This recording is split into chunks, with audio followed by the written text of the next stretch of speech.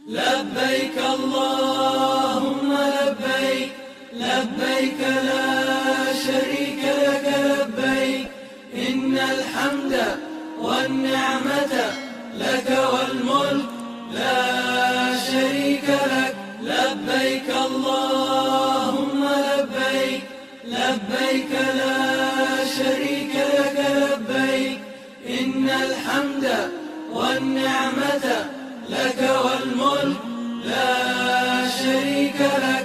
అజ్ ఆదేశం ముస్లిం స్త్రీ పురుషులపై జీవితంలో ఒకసారి హజ్ విధిగా ఉంది. అల్లాహ్ ఇలా ఆదేశిస్తున్నాడు, అక్కడికి వెళ్ళే స్తోమత గలవారికి ఆ గృహ హజ్ చేయడాన్ని అల్లాహ్ విధిగా చేశాడు. అలే ఇమ్రాన్ 3:97. ప్రవక్త సల్లల్లాహు అలైహి వసల్లం ఉపదేశించారు, ఇస్లాం పునాది 5 విషయాలపై ఉంది. 1, అల్లాహ్ తప్ప సత్య ఆరాధ్యుడు ఎవడూ లేడు. ముహమ్మద్ సల్లల్లాహు అలైహి వసల్లం అల్లాహ్ యొక్క సత్య ప్రవక్త అని సాక్ష్యం ఇవ్వడం. 2, నమాజు స్థాపించడం. 3, విధిదానం చెల్లించడం. 4, హజ్ చేయడం. 5, రంజాను నెలంతా ఉపవాసాలు ఉండడం. బుఖారీ 8, ముస్లిం 16. హజ్ ఘనత. అల్లాహ్కు చేరువగా చేసే సత్కార్యాల్లో అతి ఘనత గల కార్యం 1 హజ్. ప్రవక్త సల్లల్లాహు అలైహిస్సలాం ఇలా ఆదేశించారు, ఎలాంటి వాంఛలకు లోనవ్వకుండా, అల్లాహ్ ఆజ్ఞల్ని ఉల్లంఘించకుండా హజ్ చేసి తిరిగి వెళతారో వారు తమ తల్లి గర్భము నుండి పుట్టినప్పటి స్థితిలో తిరిగి వెళతారు. బుఖారీ 1819, ముస్లిం 1350. హజ్ ఎప్పుడు విధి అవుతుంది? బుద్ధిమంతుడైన ఈడేరిన ముస్లిం అర్హత గలవాడైతే అతనిపై హజ్ విధి అవుతుంది. అర్హత అంటే మనిషి తన సంరక్షణలో ఉన్నవారి ఖర్చులు చెల్లించాక అతని వద్ద మక్కా రాను పోను ప్రయాణపు తిండి ఖర్చులు అదనంగా ఉండాలి. అలాగే దారి నిర్భయంగా ఉండాలి.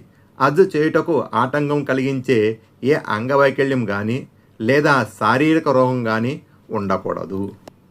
స్త్రీల విషయంలో పై నిబంధనలతో పాటు ఆమెతో తన మహ్రం భర్త లేదా వివాహ నిషిద్ధమైన బంధువు ఉండాలి. అలాగే ఆమె తన భర్త చనిపోయినందువల్ల లేదా విడాకులు పొంది గడువులో ఉండకూడదు. ఇహ్రామ్. ఇది హజ్ లేదా ఉమ్రా ప్రార్థనలోనికి ప్రవేశ సంకల్పం. హజ్ లేదా ఉమ్రా చేయాలనుకున్న ప్రతి వ్యక్తిపై ఇహ్రామ్ విధిగా ఉంది. మక్కా బయట నుండి వచ్చేవారు ప్రవక్త సల్లల్లాహు అలైహిస్సలాం నియమించిన 4 హద్దుల్లో అంటే మిఖాత్ ఏదైనా ఒక చోట నుండి ఇహ్రామ్ చేయాలి. ఆ మిఖాతులు ఇవి. 1, జుల్ ఉలైఫా. ఇది మదీనాకు సమీపంలో ఒక గ్రామం. ఈ రోజుల్లో దాని పేరు అబ్యారే ఆలీ. ఇది మదీనా వాసుల మిఖాత్. 2, జుహ్ఫా. ఇది రాబిక్ సమీపంలో గల ఒక గ్రామం. ఇది సిరియా వైపు నుండి వచ్చేవారి మిఖాత్. 3, ఖర్నుల్ మనాజిల్. దీని ప్రస్తుత పేరు అస్సైలుల్ కబీర్. ఇది నజ్ద్ వారి మిఖాత్. 4, యాలంలం. ఇది మక్కా నుండి 90 కిలోమీటర్ల దూరాన్న ఉంది. యమన్ వారి మిఖాత్. ఇహ్రామ్ ధర్మములు. ఇహ్రామ్కు ముందు ఈ ధర్మములు పూర్తి చేసుకోవాలి. గోర్లు, సంకల మరియు మర్మాంగ వెంట్రుకలు తీయడం, మీసాలు కత్తిరించడం, స్నానం చేయడం, శరీరానికి సువాసన పూసుకోవడం, బట్టలకు కాదు. పురుషులు ధరించి ఉన్న కుట్టిన బట్టలు తీసి ఇహ్రామ్ దుస్తులు అంటే పంచి కండువాలు ధరించాలి. స్త్రీలు తమకిష్టమైన ఏ బట్టలైనా ధరించవచ్చు, కానీ అవి సంపూర్ణ శరీరాన్ని దాచి ఉంచవలెను. అయితే ముఖంపై నిఖాబ్, చేతులలో గ్లౌజులు తొడగకూడదు. కానీ పరపురుషులు ఎదురైనప్పుడు మాత్రం తప్పక ఫరద్ చేయాలి. హజ్ 3 రకాలు. 1, హజ్జే తమత్తు. హజ్ మాసాల్లో మికాతు నుండి కేవలం ఉమ్రా ఇహ్రామ్ చేసి మళ్ళీ జిల్హజ్ 8వ రోజున తానున్న ప్రాంతం నుండే హజ్ ఇహ్రామ్ చేస్తాడు. మికాతుల్లో ఇలా సంకల్పం చేస్తాడు, లబ్బైక ఉమ్రాతన్ ముతమత్తి అంబిహా ఇలల్ హజ్. మళ్ళీ జిల్హజ్ 8వ రోజున ఇలా సంకల్పం చేస్తాడు, లబ్బైక హజ్జన్. ఇలాంటి హజ్లో హాజీ తప్పక బలిదానం ఇవ్వాల్సి ఉంటుంది. ఒక మేక ఒక హాజీ వైపు నుండి సరిపోతుంది. 7 తరపున ఒక ఒంటె లేదా ఆవు సరిపోతుంది. అయితే 3 రకాల హజ్లో ఇదే హజ్ తమత్తు ఉత్తమమైనది. 2. హజ్జే ఖిరాన్. హాజీ ఒకే సమయంలో హజ్ మరియు ఉమ్రా యొక్క ఇహ్రాం చేస్తాడు. జిల్హజ్ 10వ రోజు వరకు ఇహ్రాం స్థితిలోనే ఉంటాడు. మిఖాతులో ఇలా సంకల్పం చేస్తాడు, లబ్బైక్ ఉమ్రతన్ వ హజ్జన్. ఇందులో కూడా బలిదానం తప్పనిసరి. హజ్ ఆరంభానికి కొంత సమయం ముందు వచ్చిన వారి కొరకు ఈ రకమైన హజ్ చాలా సజావుగా ఉంటుంది. ఎలా అనగా, ఉమ్రా చేసిన తర్వాత హలాల్ అయి మళ్ళీ హజ్ ఇహ్రాం చేసే అవకాశం వారికి ఉండదు గనక. 3. హజ్ ఇఫ్రాద్. హాజీ కేవలం హజ్ ఇహ్రాం చేస్తాడు. మిఖాతులో ఇలా సంకల్పం చేస్తాడు, లబ్బైక హజ్జన్. ఈ రకమైన హజ్లో బలిదానం ఉండదు. విమాన ప్రయాణంలో ఎలా ఇహ్రాం చేయాలి? హాజీ విమాన ప్రయాణంలో ఉంటే మిఖాతులో లేదా దానికి ముందు ఇహ్రాం దుస్తులు ధరించాలి. అయితే మిఖాతులో చేయవలసిన పనులు అంటే గోర్లు, సంక, మర్మాంగ వెంట్రుకలు తీయడం, స్నానం చేయడం, సువాసన పూసుకోవడం లాంటివి విమానంలో ఎక్కే ముందు చేసుకోవాలి. ఇహ్రాం దుస్తులు ధరించాలి. మిఖాతులో చేరినప్పుడు లేదా దానికి కొంచెం ముందు ఇహ్రాం చేయాలి. ఇహ్రాం విధానం. ఇహ్రాం ఈ విధంగా చెప్పాలి. 1. హజ్జే తమత్తు. చేయాలనుకునేవారు లబ్బైక ఉమ్రతన్ ముతమత్తి అన్ బిహా ఇలల్ హజ్ అనాలి. 2. హజ్జే ఖిరాన్. చేయువారు లబ్బైక ఉమ్రతన్ వ హజ్జన్ అనాలి. 3. హజ్జే ఇఫ్రాద్. చేయువారు లబ్బైక హజ్జన్ అనాలి. ఇహ్రాం నుండి మొదలుకొని కాబా ప్రదక్షిణ ప్రారంభించే వరకు తల్బియా చదువుతూ ఉండాలి. లబ్బైక్ అల్లాహుమ్మ లబ్బైక్ లబ్బైక లా షరీక లక లబ్బైక్ ఇన్నల్ హమ్ద వన్నిఅమత లక వల్ ముల్కు లా షరీక లక. ఇహ్రాం నిషేధాలు. 1. తల వెంట్రుకలు మరియు శరీర వెంట్రుకలు తీయడం, కానీ అవసరమున్నప్పుడు మెల్లగా తల గోకటం నేరం కాదు. గోళ్ళు తీయుట, కానీ గోరు విరిగినా లేదా నొప్పి ఉండడం వలన దాన్ని తీసినా పాపం లేదు. 3. సుగంధము మరియు సువాసన సబ్బుల ఉపయోగం. 4. సంభోగం మరియు దానికి సంబంధించిన విషయాలు, ఉదాహరణకు పెళ్లి చేసుకోవడం, చేయించుట, భార్యాభర్తల సరసాలాడడం వగైరా. 5. చేతులలో గ్లౌజులు వేసుకుంట. 6. వేటాడడం. పై విషయాలు స్త్రీ పురుషులందరిపై నిషిద్ధం. ప్రత్యేకంగా పురుషులపై నిషిద్ధమున్న విషయాలు ఇవి. 1. కుట్టిన బట్టలు ధరించడం, కానీ అవసరముంటే బెల్టు, గడియారం మరియు కళ్ళజోడు ఉపయోగించవచ్చు. 2. తలకు అంటుకొని ఉండే ఏదైనా వస్తువు ఉపయోగించడం, కానీ అంటుకొని ఉండని గొడుగు, వాహనం మరియు గుడారాలు లాంటివి ఉపయోగించవచ్చు. 3. మేజోళ్ళు తొడుగుట, కానీ శాండిల్ మరియు చెప్పులు లేనప్పుడు మడమలు కనబడినటువంటి బూట్లు ఉపయోగించవచ్చును. పై నిషిద్ధ కార్యాలు చేసిన వాని 3 స్థితులు. 1. అకారణంగా చేసిన తను పాపాత్ముడగును, ఇంకా అతనిపై ఫిద్య ప్రాయశ్చిత్తం కూడా విధియగును. 2. ఏదైనా అవసరం ఉండి చేసినవాడు పాపాత్ముడు కాడు, కానీ ప్రాయశ్చిత్తం చెల్లించాలి. 3. ఏదో కారణంగా, ఉదాహరణకు తెలియక, మరచిపోయి లేదా ఒకరి ఒత్తిడితో నిస్సహాయుడై చేసినవాడు పాపాత్ముడు కాడు, అతనిపై ప్రాయశ్చిత్తము లేదు. మజీదుల్ హరాంలో ప్రవేశిస్తూ దువా. మజీద్ హరాంలో కుడికాలుతో ప్రవేశిస్తూ ఈ దువా చదవడం ధర్మం. అల్లాహుమ్మ ఫుతహ్లీ అబ్వాబ రహ్మతిక. అల్లాహ్, నా కొరకు కరుణ ద్వారాలను తెరుచు. ఇతర మసీదుల్లో కూడా ఇదే దువా చదవాలి. మళ్ళీ కాబా తవాఫ్ చేయుటకు దాని వైపున వెళ్ళాలి. తవాఫ్ అంటే అల్లాహ్ యొక్క ఇబాదత్ ఉద్దేశంతో కాబా చుట్టూన 7 సార్లు ప్రదక్షిణ చేయుట. అది హజరే అస్వద్ నుండి ప్రారంభించి అక్కడే ముగించాలి. కాబా తన ఎడమవైపు ఉండాలి. వుజూ స్థితిలో ఉండడం కూడా తప్పనిసరి. తవాఫ్ విధానం. 1. హజరే అస్వద్ వద్దకు వెళ్ళి కుడి చేతితో దాన్ని ముట్టుకొని బిస్మిల్లాహి వల్లాహు అక్బర్ అనాలి. వీలైతే దాన్ని చుంబించాలి. చుంబించడం వీలు కానిచో చెయ్యితో ముట్టుకొని చెయ్యిని చుంబించాలి. చెయ్యితో ముట్టుకొనుట కూడా సాధ్యపడకుంటే దాని సూటిగా నిలబడి దాని వైపు చెయ్యతో సైగ చేస్తూ బిస్మిల్లాహి వల్లాహు అక్బర్ అనాలి. కానీ చెయ్యిని చుంబించకూడదు. కాబాను ఎడమవైపు ఉంచి తవాఫు ప్రారంభించాలి. తన భాషలో తన కొరకు తాను కోరిన వారి కొరకు అధికంగా దువా చేయాలి. లేదా ఖురాన్ పారాయణం చేయదలుచుకుంటే అది చేయాలి. తవాఫ్లో ఒక్కో రౌండుకు ఒక్కో దువా అని ప్రవక్త సల్లల్లాహు అలైహి వసల్లంతో రుజువు లేదు. 2. రుక్నే యమాని వద్దగా చేరుకున్నాక వీలైతే దాన్ని ముట్టుకుంటూ అల్లాహు అక్బర్ అనాలి. కానీ చెయ్యిని చుంబించకూడదు. వీలు కాకుంటే తవాఫ్ చేస్తూ ఉండాలి. చెయ్యితో సైగ చేయకూడదు. అల్లాహు అక్బర్ అనకూడదు. రుక్నే యమాని మరియు హజరే అస్వద్ మధ్య ఈ దువా చదవాలి. రబ్బనా ఆతినా ఫిద్ దునియా హసనతం వ ఫిల్ ఆఖిరతి హసనతం వ కినా అజాబన్నార్. అల్-బక్రా 2:221.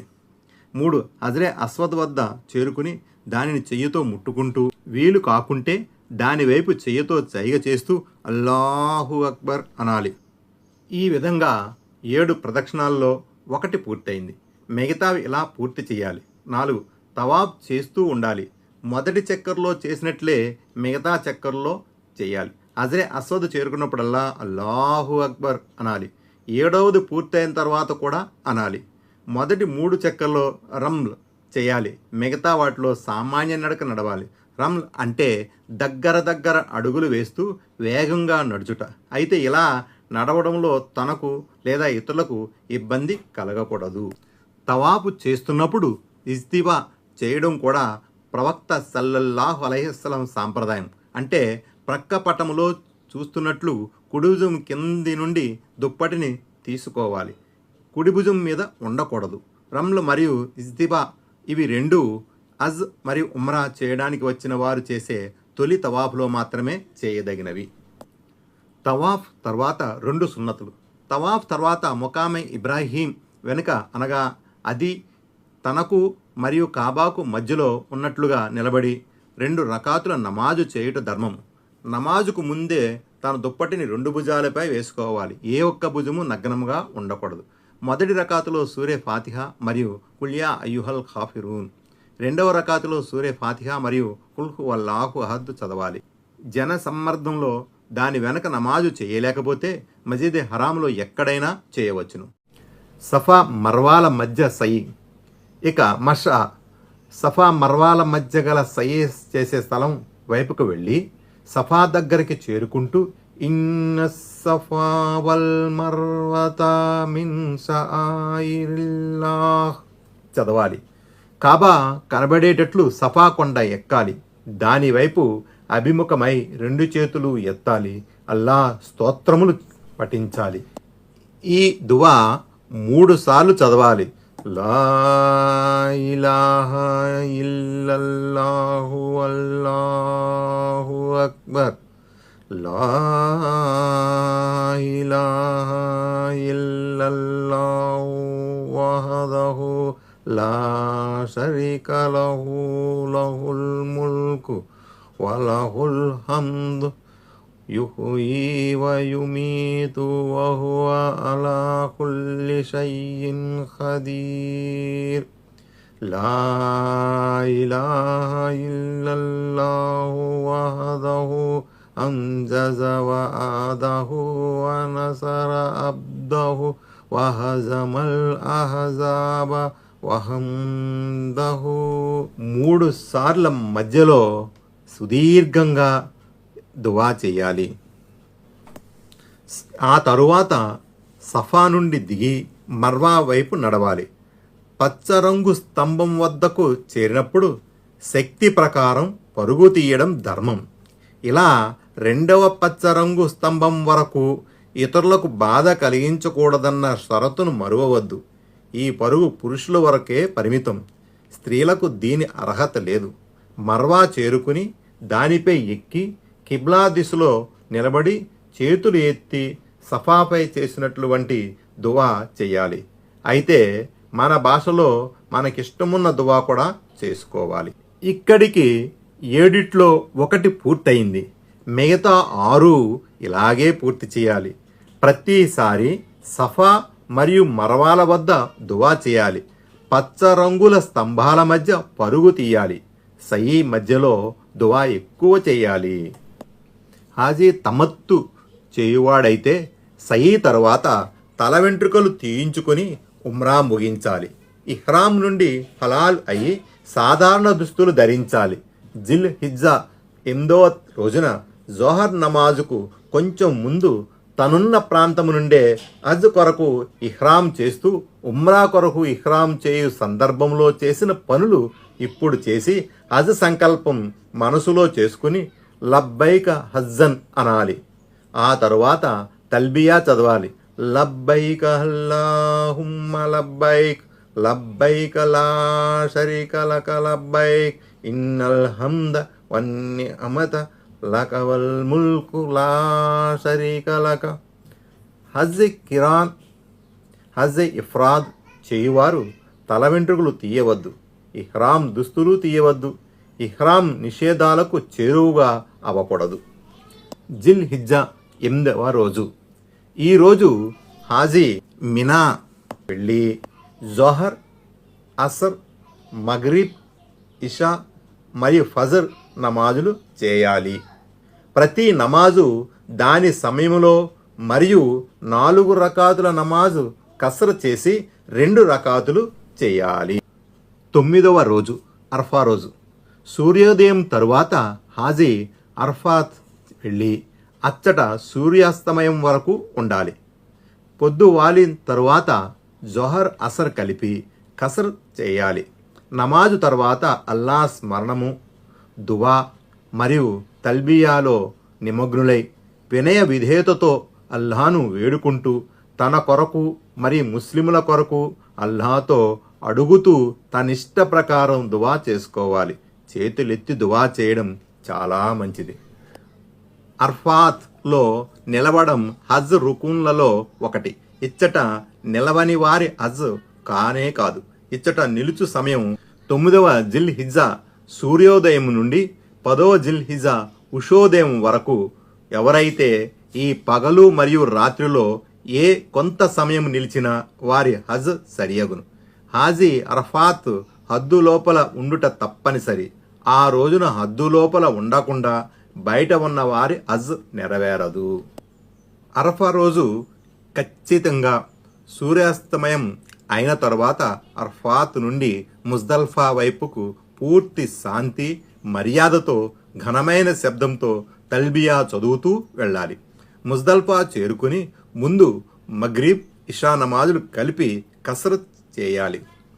నమాజు తరువాత తన సొంత పనులు చేసుకోవచ్చును. అది భోజనం తయారీ తదితర పనులు.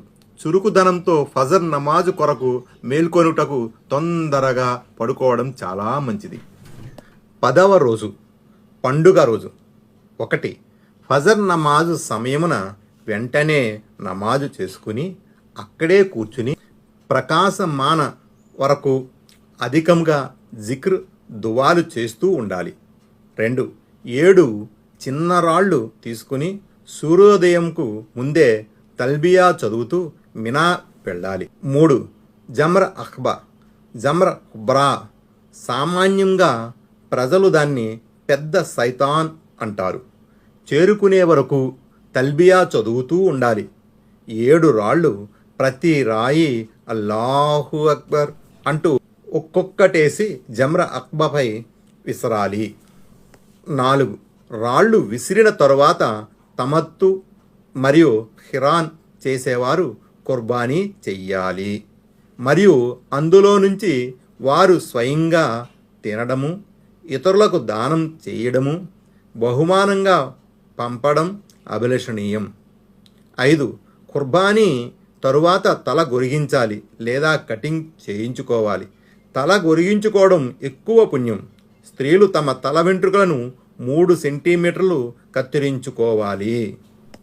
ఈ 5 పనులు చేశాక ఇప్పుడు హాజీ స్నానం చేసి సువాసన పూసుకొనుట, సామాన్య దుస్తులు ధరించుట అభిలషణీయం.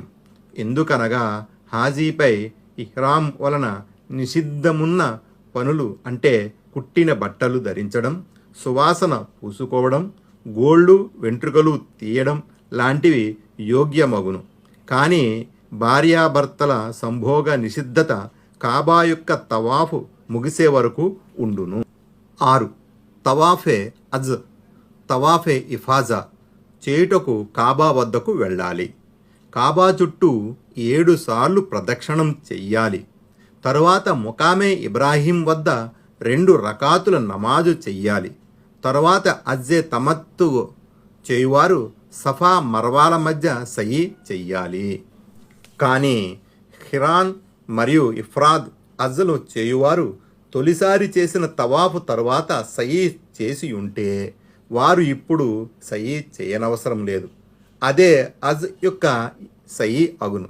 అప్పుడు సయి చేయకున్నట్లయితే ఇప్పుడు తప్పక సయి చేయాలి.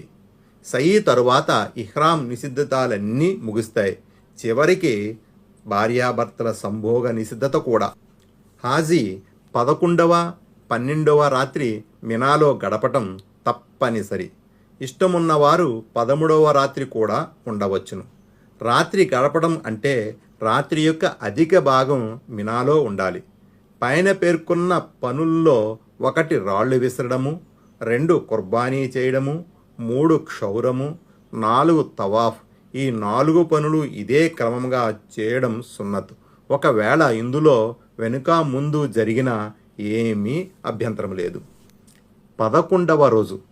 ఈ రోజు హాజీ రమే జిమార్ రాళ్ళు విసురుట ఆవశ్యకము. దాని సమయం పొద్దు వాలిన వెంటనే మొదలవుతుంది. అంతకు ముందు విసురుట యోగ్యము కాదు. మరుసటి రోజు ఉషోదయం వరకు దీని సమయం ఉంటుంది. ముందు చిన్న జమరాపై, తరువాత మధ్య జమరాపై, ఆ తరువాత పెద్ద జమరాపై విసరాలి. క్రింద తెలపబడే రీతిలో రమే జిమార్ చెయ్యాలి. 1.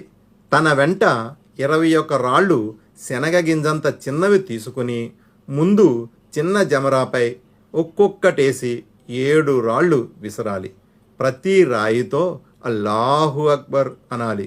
ప్రతి రాయి చిన్న జమరా చుట్టూ హౌజులో పడినట్లు విసిరే ప్రయత్నం చేయాలి. పిదప ఆ జమరకు కొంచెం కుడివైపుకు జరిగి నిలబడి దీర్ఘంగా దుహా చేయుట సున్నత్. 2. మధ్యలోనున్న జమర వద్దకు వెళ్ళి ఒక్కొక్కటేసి 7 రాళ్ళు దానిపై విసరాలి. ప్రతి రాయిపై అల్లాహు అక్బర్ అనాలి. దానికి కొంచెం ఎడమ పక్కకు జరిగి దీర్ఘంగా దువా చేయాలి. 3. తరువాత పెద్ద జమర వద్దకు వెళ్ళి 7 రాళ్ళు ఒక్కొక్కటేసి విసరాలి.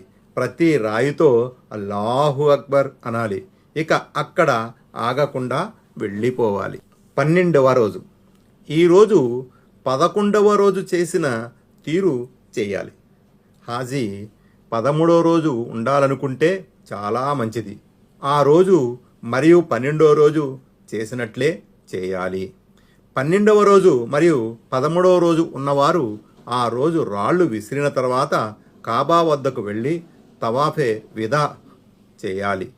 తరువాత ముకామే ఇబ్రాహీం వెనుక అక్కడ సాధ్యపడకుంటే ఎక్కడైనా 2 రకాతులు చెయ్యాలి. బహిష్టు మరియు బాలింత స్త్రీలు ఈ తవాఫు చేయకుండా తిరిగి తమ దేశానికి వెళ్ళిన పాపమేమీ లేదు. ఎవరైనా 10వ తారీఖున చేయవలసిన తవాఫే ఇఫాజ్ అప్పుడు చేయకుండా ఇప్పుడు చేసినా పర్వాలేదు, యోగ్యమే. అదే ఈ తవాఫే విదాకు బదులుగా సరిపోతుంది. అంటే తమ దేశానికి తిరిగి వెళ్లే ముందు చేసే తవాఫే విదాకు బదులుగా ఈ తవాఫే ఇఫాజ్ సరిపోతుంది. అయితే ఇలా చేసేవారు తవాఫే విదా సంకల్పంతో కాకుండా తవాఫే ఇఫాజ్ సంకల్పం చేసుకోవాలి. ఆ తరువాత హాజీ ఆలస్యం చేయకుండా తన సమయాన్ని జిక్ర్, దువా మరియు తనకు లాభం చేకూర్చే విషయాల్లో గడుపుతూ మక్కా నుండి వెళ్ళిపోవాలి. అయితే ఎవరైనా ఏదైనా అవసరముగా, ఉదాహరణకు తన మిత్రుని కొరకు వేచిస్తూ లేదా తనకు దారిలో అవసరముండే సామానుల కొనుగోళ్లు వగైరాలకై కొంత సమయం మాత్రమే ఆగితే పాపం లేదు. కానీ దూరదేశాల నుండి వచ్చిన వారు హజ్ తరువాత మక్కాలో కొద్ది రోజుల నివాసం చేస్తే వారు మక్కాను వదిలి వెళ్ళిపోయే రోజున తవాఫే విదా చేయాలి. హజ్ యొక్క రుకున్లు: 1 ఇహ్రాం, 2 అర్ఫాత్లో నిలవడం, 3 తవాఫే ఇఫాజా లేదా తవాఫే హజ్, 4 సఫా మర్వాల మధ్య సయి. ఈ 4గిట్లో ఏ ఒక్క రుకున్ వదిలినా అతని హజ్ నెరవేరదు. హజ్ యొక్క వాజిబులు: 1 మిఖాతు నుండి ఇహ్రాం చేయడం, 2 పగలు వచ్చిన వారు సూర్యాస్తమయం వరకు అరఫాత్లో నిలవడం, 3 ముజ్దల్ఫాలో ఫజర్ తర్వాత ప్రకాశమాన వరకు రాత్రి గడపడం. అయితే వృద్ధులు స్త్రీలు అర్ధరాత్రి వరకు ఉండి తరలిపోతే పాపం లేదు. 4 11, 12, 13 రాత్రులు మినాలో గడపడం. 5 పై 3 రోజుల్లో రాళ్లు విసరడం. 6 క్షౌరం చేయించుకోవడం. 7 తవాఫే విదా. పై 7 ఏ ఒక్క వాజిబ్ వదిలినా అతనిపై దమ్ విధిగా అవుతుంది. అది ఒక మేక లేదా ఆవు మరియు ఒంటెలో 7వ వంతు హరంలో ఉండే బీదవారికి దానం చేయాలి. మజిదే నబవి దర్శనం: నమాజు చేసే ఉద్దేశముతో మజీదే నబవి దర్శనం పుణ్యకార్యం. సహీ హదీస్ ప్రకారం అందులో చేసే ఒక నమాజు పుణ్యం ఇతర నమాజులు చేసే 1000 నమాజుల కన్నా అతి ఉత్తమం. మజీదే హరాం మక్కా తప్ప అందులో ఒక నమాజు పుణ్యం మజీదే నబవిలో 100 నమాజులకు సమానం. మజీదే నబవి దర్శనం సంవత్సరమెల్లా ఎప్పుడు చేసినా పుణ్యమే. దానికి ఒక ప్రత్యేక సమయమేమీ లేదు. అది హజ్లో ఒక భాగం కూడా ఎంత మాత్రమూ కాదు. అచ్చట ఉన్నంత సేపట్లో ప్రవక్త ముహమ్మద్ సల్లల్లాహు అలైహి వసల్లం మరియు వారి ఉత్తమ సహచరులైన అబూబకర్ సిద్దిక్ రజియల్లాహు తఆలా అన్హు, ఉమర్ ఫారూక్ రజియల్లాహు తఆలా అన్హుల సమాధుల దర్శనం చేయడం పుణ్యకార్యం. సమాధుల దర్శనం ప్రత్యేకంగా పురుషులకు మాత్రమే ఉంది, స్త్రీలకు లేదు. మజీదే నబవి యొక్క ఏ వస్తువును కూడా ముట్టుకొని శరీరానికి తుడుచుకోవడం, సమాధి యొక్క తవాఫ్ చేయడం, దుఆ సమయాన దానివైపు ముఖం చేయుట లాంటి పనులు ధర్మానికి విరుద్ధమైనవి గనుక యోగ్యము లేవు.